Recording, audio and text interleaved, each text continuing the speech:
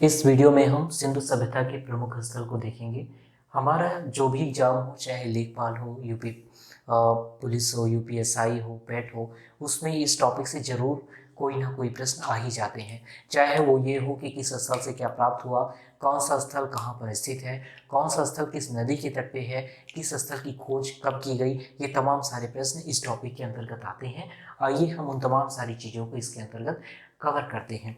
अगर हम मोटे तौर पर देखें तो सिंधु सभ्यता का जो एरिया है मोटे तौर पर वो 12,99,000 वर्ग किलोमीटर है, और वो वर्तमान के पाकिस्तान का जो क्षेत्रफल है तकरीबन 8 लाख, 8.5 लाख वर्ग किलोमीटर, इससे तकरीबन 1.5 गुना बड़ा ये कल्चर रहा है। और इसके बारे में हम देख रहे हैं कि ये जाहिर सी बात है इतनी बड़े एरिया में फैला हुआ होगा, तो इसमें जो प्रमुख स्थल हैं उनके बारे में हम जानकारी यहाँ पर प्राप्त करेंगे।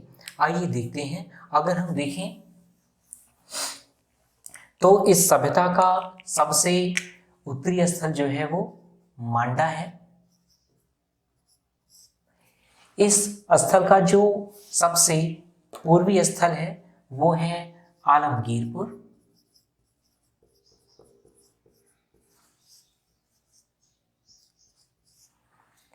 इस सभ्यता का पश्चिमी स्थल है सुत्तांगेंडोर।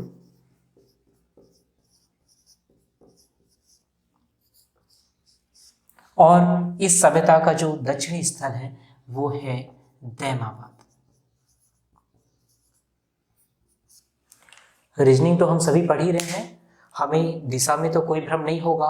उत्तरी स्थल, दक्षिणी, ये पूर्व और ये पश्चिम, इसमें तो हमें कोई डाउट नहीं है। आगे चलें। हम देख रहे हैं कि मांडा कहाँ पर है, जम्मू कश्मीर। आलमगीरपुर है उत्तर प्रदेश में।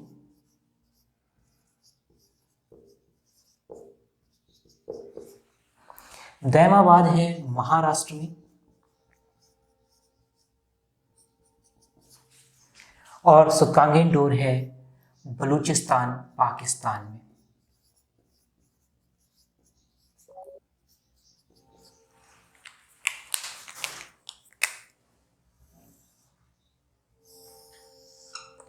मांडा जम्मू कश्मीर में है, लेकिन किस नदी के तट पर स्थित है?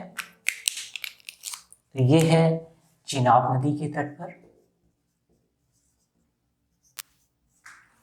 आलमगीरपुर उत्तर प्रदेश में है, लेकिन किस नदी के तट पर है? ये हिंडन नदी के तट पर स्थित है। दैमाबाद महाराष्ट्र में है। ये गोदावरी नदी की एक सहायक नदी है, प्रवरा। ब्रैकेट में लिख लीजिएगा, गोदावरी की सहायक नदी।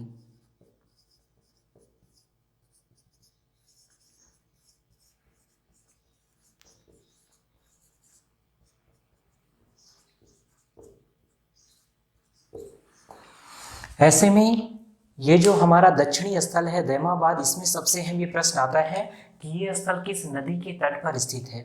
इसमें कई बार गोदावरी ऑप्शन में रहता है और कई बार प्रवरा ऑप्शन में रहता है, और गोदावरी को ऑप्शन में नहीं दिया जाता है। तब वहाँ पे आपका प्रवरा को जानना और प्रवरा को अपने संज्ञान में रखना काफ़ी अहम हो जाता है। अब हम आगे चलते हैं।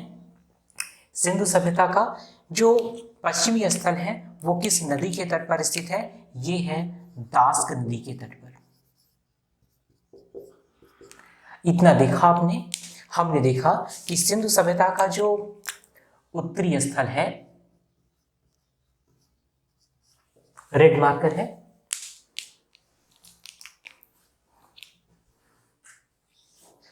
सिंधु सभ्यता का उत्तरी स्थल मांडा जम्मू में स्थित है और चिनाब नदी के तट पे है। सिंधु सभ्यता का पूर्वी स्थल आलमगीरपुर है, जो उत्तर प्रदेश में है और हिंडन नदी के तट पे है। इसी प्रकार से सिंधु सभ्यता का दक्षिणी स्थल महाराष्ट्र में है, जो प्रवरा नदी पर स्थित है। प्रवरा जो है वो गोदावरी की सहायक नदी है और यह स्थल है दैमाबाद। आगे हम बढ़ते हैं। सिंधु सभ्यता का पश्चिमी स्थल है सुत्तांगेंडोर।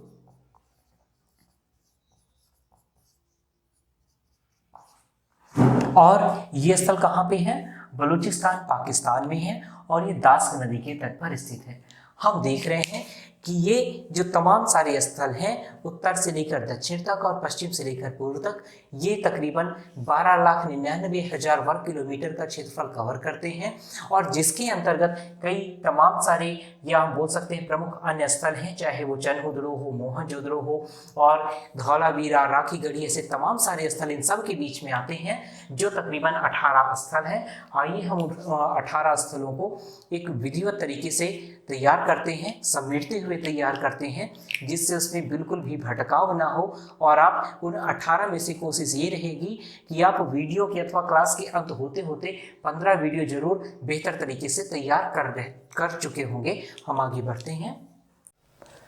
हमने देखा कि सिंधु सभ्यता का जो विस्तार है वो उत्तर में मांडा से लेकर के दक्षिण में प्रवरा नदी के मुहाने पर दैमाबाद तथा पूर्व में आलमगीरपुर से लेकर के पश्चिम में सुत्कांगेंडोर तक विस्तृत है।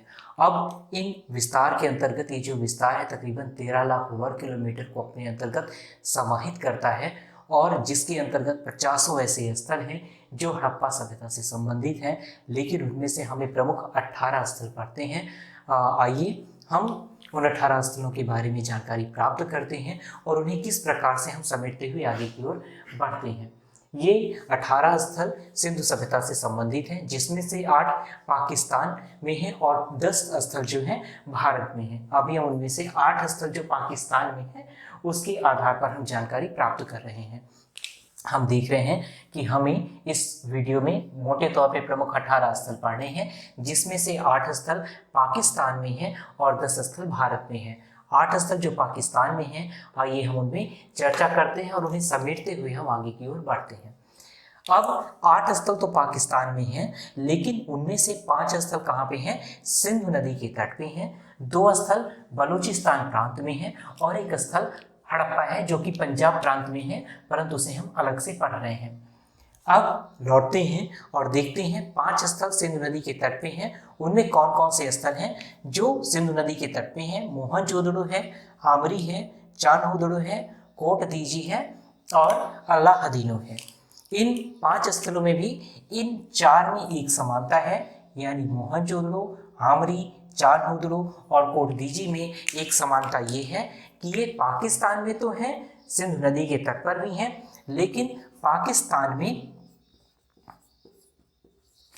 सिंध प्रांत में है।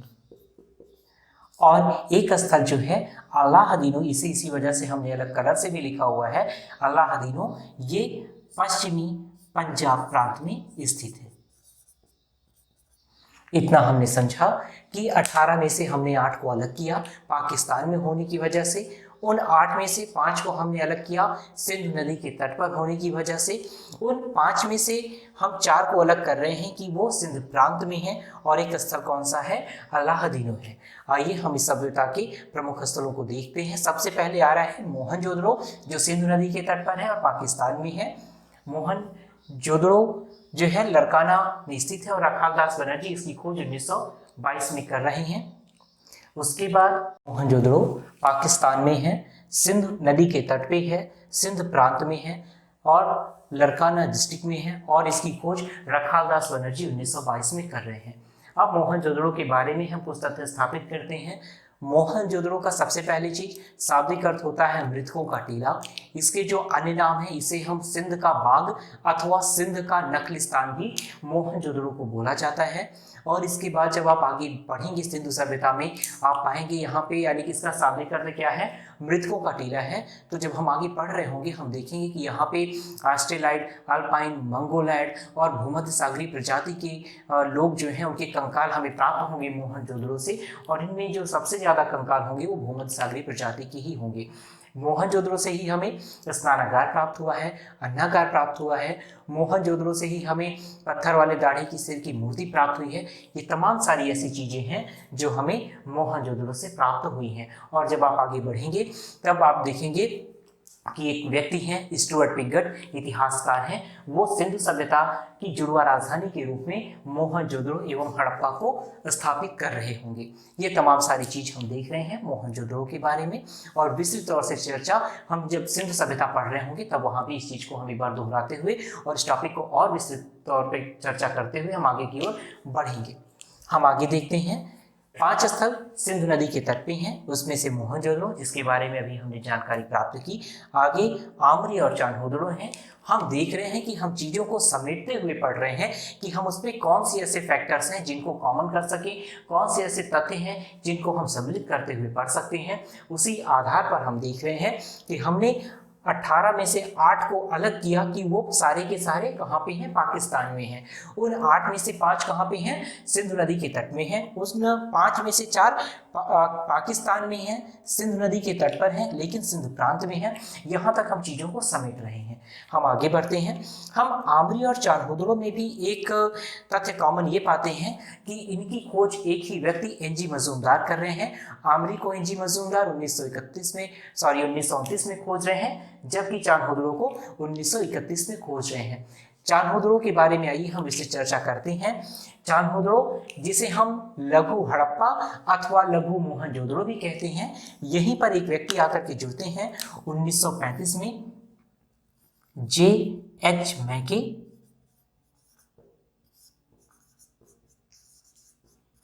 मैके चान्होदड़ो की खोज 1935 में करते हैं, और मैके ने यहाँ पर यानी कि चान्होदड़ो में मनके का कारखाना प्राप्त किया था। इस वजह से चान्होदड़ो की एक विशेषता और भी बढ़ जाती है। जब हम सिंधु सभ्यता की नगर योजना पढ़ रहे होंगे तब हम वहां पर पाएंगे कि सिंधु सभ्यता का जो समाज था वो मोटे तौर पे पश्चिमी टीले और पूर्वी टीले में बटा हुआ करता था। इसमें जो पश्चिमी टीला था वो दीर्घीकृत हुआ करता था, यानी कि जो भी समाज था उसके बाहर एक बाउंड्री वॉल हुआ करती थी, जबकि पूर्वी टीला मोटे तौर पे सुरक्षा अथवा किसी भी रक्षा प्राचीर से घिरा हुआ नहीं होता था। ऐसे में चान्होदड़ो एक ऐसा स्थल है जिसका ना तो पश्चिमी टीला और ना ही पूर्वी टीला, कोई भी टीला रक्षा प्राचीर से घिरा हुआ नहीं होता था। हम आगे बढ़ते हैं। हम देखते हैं अगला स्थल है कोटदीजी, जो सिंध प्रांत में सिंधु नदी के तट पर स्थित है, और इसकी खोज कौन कर रहे हैं, फजल अहमद कर रहे हैं। कब कर रहे हैं, 1953 में कर रहे हैं। हम आगे बढ़ते हैं। एक और स्थल है पश्चिमी पंजाब प्रांत में है पाकिस्तान के, अलाहादीनो, जिसकी खोज की जा रही है WF एयर सर्विस के द्वारा, और इसकी खोज कब कर रहे हैं, 1976 में। हमने देखा कि जो 5 स्थल सिंधु नदी के तट पे हैं वे कौन कौन से हैं, मोहनजोदड़ो, आमरी, चान्होदड़ो, कोटदीजी और अलाहादीनो। इन 5 में से 4 जो हैं सिंध प्रांत में हैं और एक पश्चिमी पंजाब प्रांत में है। हम आगे बढ़ते हैं। हम अगले 2 स्थल में एक कॉमन चीज क्या पा रहे हैं, कॉमन फैक्टर हम ये पा रहे हैं कि 2 स्थल कहाँ पे हैं, बलूचिस्तान में स्थित हैं। कौन कौन से भी 2 स्थल हैं, एक है सुतकांगेंडोर और एक है बालाकोट। सुतकांगेंडोर आपने पहले देखा कि सिंधु सभ्यता का सबसे पश्चिमी स्थल है और ये दास्क नदी के तट पर स्थित है। इसकी खोज ओरलस्टाइन कर रहे हैं, और कब कर रहे हैं, 1927 में कर रहे हैं। इसी प्रकार से हम आगे बढ़ते हैं और अगला स्थल देख रहे हैं बालाकोट। ये पाकिस्तान में है, बलूचिस्तान में है और अरब सागर के तट पर स्थित है। इसकी खोज RS बिष्ट कर रहे हैं, और कब कर रहे हैं, 1974 में कर रहे हैं। आगे बढ़ते हैं और हम यहाँ पे सबसे पहले चीज कौन सी सभ्यता पढ़ रहे हैं, हम हड़प्पा सभ्यता पढ़ रहे हैं, अथवा सिंधु सभ्यता पढ़ रहे हैं, अथवा सिंधु घाटी की सभ्यता पढ़ रहे हैं। आगे आते हैं। हम सबसे अहम स्थलों में से एक हड़प्पा स्थल के बारे में जानकारी प्राप्त करते हैं। देखिए, सबसे पहले सिंधु सभ्यता में हड़प्पा नामक स्थल खोजा गया। वो कब खोजा गया, 1921 में खोजा गया। किसके द्वारा खोजा गया, दयाराम साहनी के द्वारा खोजा गया। और इस समय भारतीय पुरातत्व विभाग के अध्यक्ष कौन हुआ करते थे, जॉन मार्शल हुआ करते थे। उन्होंने इसे डायरेक्ट किया कि आप जाइए और यहाँ पे कुछ विस्तृत तरीके से खुदाई कीजिए, जिससे हम इस सभ्यता के बारे में कुछ जानकारी प्राप्त कर सकें। और फिर ये प्रक्रिया चलती है क्यों? क्योंकि इसमें सबसे पहले इस सभ्यता में हमें हड़प्पा नामक स्थल के बारे में जानकारी प्राप्त हुई। इस वजह से हम इस सभ्यता को हड़प्पा सभ्यता, सिंधु सभ्यता अथवा सिंधु घाटी की सभ्यता के नाम से जानते हैं। हम बात करें कि प्राचीन तौर पे जो भी सभ्यताएं थीं वो किसी न किसी नदी के तट पर ही विकसित हुई। क्यों? क्योंकि मनुष्य के जीवन का आधार सबसे पहली चीज जल और वायु है। अगर हम अपने ही प्रदेश में देखें या कहीं पर भी देखें तो जो भी कल्चर है वो नदियों के आसपास ही विकसित हुए, चाहे वो धार्मिक आधार पे हो अथवा सांस्कृतिक आधार पे हो। आप उत्तर प्रदेश में देख लीजिए, कानपुर है, बनारस है, इसके अलावा और भी कई सारे स्थल हैं, प्रयागराज आप देख लीजिए। यानी कि ये तमाम सारे जो भी रीजन्स हैं ये नदी के तट पर ही प्रस्फुटित अथवा पल्लवित हो रहे हैं। अब हड़प्पा जो है ये किस नदी के स्थल पर, किस नदी के तट पर है? ये रावी नदी के तट पे है। और ये प्राचीन तौर पे जब इसका खोज किया गया तो वहाँ पे डिस्ट्रिक्ट था मांटगोमरी डिस्ट्रिक्ट था, और प्रेजेंट टाइम में इसको बदल करके साहिवाल डिस्ट्रिक्ट कर दिया गया है और इसकी खोज दयाराम साहनी के द्वारा की जा रही है। आगे बढ़ते हैं, एक बार हम फिर से इन चीज का रिवीजन कर लेते हैं और फिर हम आगे बढ़ते हुए भारत में 10 प्रमुख स्थलों को देखेंगे। देखिए, हमने पढ़ना कितना था? 18 प्रमुख स्थल पढ़ने हैं, जिसमें से हम डिवाइड कर रहे हैं। उनमें क्या है कि जो भी चीज कॉमन है उस आधार पे हम समेट रहे हैं चीजों को, बांट रहे हैं चीजों को। उनमें से 8 स्थल पाकिस्तान में है और 10 स्थल भारत में है। जो 8 स्थल पाकिस्तान में है उनमें कौन कौन सी चीजें कॉमन हैं उस आधार पर हम चीजों को समेट रहे हैं। उनमें से 5 ऐसे स्थल हैं जिनमें एक चीज कॉमन है, वो ये है कि इस 5 स्थल सिंधु नदी के तट पे हैं। कौन कौन से? मोहनजोदड़ो, आमरी, चांदहुदड़ो, कोटदीजी और अलाहदीनो। मोहनजोदड़ो, जिसे हम मृतकों का टीला, सिंध का बाग अथवा सिंध का नखलिस्तान के रूप में जानते हैं, ये सिंधु नदी के तट पे है, सिंध प्रांत में है, लरकाना जिले में है और इसकी खोज रखालदास बनर्जी द्वारा 1922 में की गई। इसी प्रकार से हम आगे बढ़ते हैं। आमरी व चांदहुदड़ो 2 ऐसे स्थल हैं जो सिंध प्रांत में है, सिंध नदी के तट पे हैं, और इनमें कॉमन क्या है कि इनकी खोज एनजी मजूमदार के द्वारा की जा रही है। एक की खोज वो 1929 में और अगली की खोज 1931 में कर रहे हैं। आगे जाकर के एक व्यक्ति हैं J.H. मैके, जो यहाँ पर 1935 में आकर के जुड़ते हैं और यहाँ पर वो मनकी का कारखाना खोजने में अथवा मरकी के कारखाने के बारे में जानकारी प्राप्त करने में सफलता प्राप्त करते हैं। फिर हम आगे बढ़ते हैं। अगला स्थल है कोटदीजी, जिसकी खोज फजल अहमद के द्वारा की जा रही है 1953 में। और इन 5 स्थलों में से सिंधु नदी के तट पर होने की वजह से एक स्थल अलाहदीनो में ये भिन्नता है कि वो पश्चिमी पंजाब प्रांत में है, जबकि ऊपर के 4 स्थल सिंध प्रांत में है। अलाहदीनो की खोज WFA स्टडीज के द्वारा 1976 में की जा रही है। हम आगे बढ़ते हैं। फिर इसी 8 स्थलों में से 2 स्थलों में क्या समानता है कि वो बलूचिस्तान में है। कौन कौन से? सुतकांगेंडोर और बालाकोट। सुतकांगेंडोर धास नदी के तट में है और जिसकी खोज ओरलस्टाइन कर रहे हैं। कब कर रहे हैं? 1927 में कर रहे हैं। जबकि बालाकोट अरब सागर के तट पर है और उसकी खोज आरिस बिस्ट कर रहे हैं। कब कर रहे हैं? 1974 में कर रहे हैं। हम आगे बढ़ते हैं। हड़प्पा पूरी की पूरी सभ्यता ही जिस पर निर्भर है अथवा इस सभ्यता का पूरा प्रारूप को निर्धारित कर रहा है, हड़प्पा नामक स्थल कर रहा है और ये स्थल रावी नदी के तट पे है। ये मांटगोमरी जिले में है, जिसका नाम प्रेजेंट टाइम में बदल करके साहिवाल डिस्ट्रिक्ट कर दिया गया है। इसी खोज दयाराम साहनी ने 1921 में की। और मोटे तौर पे हम देख रहे हैं जॉन मार्शल का नाम, क्योंकि उसमें भारतीय पुरातत्व विभाग की ये अध्यक्ष हुआ करते थे और उन्होंने डायरेक्ट किया कि आप वहाँ पर जाइए और कुछ ऐसी खोजों को अस्तित्व में लाइए अथवा ऐसा कुछ अन्वेषण कीजिए जिससे हम विस्तृत तौर पर इस सभ्यता के बारे में जानकारी प्राप्त कर सकें। आइए हम आगे भारत में रहने वाले 10 स्थलों के बारे में जानकारी प्राप्त करते हैं।